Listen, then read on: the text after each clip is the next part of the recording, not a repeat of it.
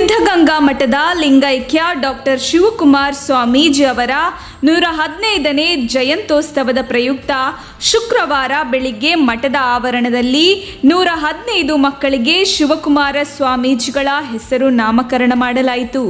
ಇದೇ ಸಂದರ್ಭದಲ್ಲಿ ತುಮಕೂರು ತಾಲೂಕಿನ ಕ್ಯಾಸ್ತಂದ್ರದ ನಿವಾಸಿ ಶಾಹಿಸ್ತಾ ಹಾಗೂ ಜಮೀರ್ ದಂಪತಿ ತಮ್ಮ ಮಗಳಿಗೆ ಶಿವಮಣಿ ಎಂದು ಹೆಸರಿಡಲಾಯಿತು. ಡಾಕ್ಟರ್ ಶಿವಕುಮಾರ ಮಹಾಸ್ವಾಮೀಜಿ ಅನ್ನದಾನ ಸೇವಾ ಟ್ರಸ್ಟ್ನಿಂದ ಮಕ್ಕಳಿಗೆ ನಾಮಕರಣ ಮಾಡಲಾಯಿತು. ರಾಜ್ಯದ ನಾನಾ ಭಾಗಗಳಿಂದ ಮಠಕ್ಕೆ ಆಗಮಿಸಿದ್ದ ಮಕ್ಕಳಿಗೆ ಶಿವಕುಮಾರ ಸ್ವಾಮೀಜಿಯ ನಾಮಕರಣ ಮಾಡಲಾಯಿತು.